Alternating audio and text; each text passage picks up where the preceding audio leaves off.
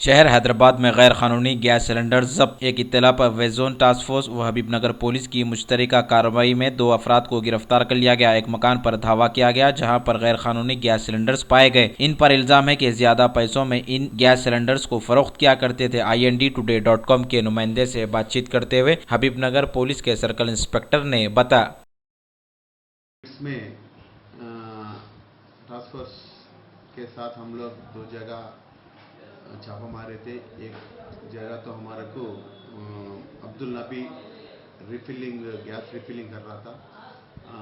हम लोग वहाँ से 4 कमर्शियल सिलेंडर्स और 2 डोमेस्टिक सिलेंडर्स और छोटा सिलेंडर्स और रिफिलिंग किट्स भी हम लोग वहाँ से सीज करे।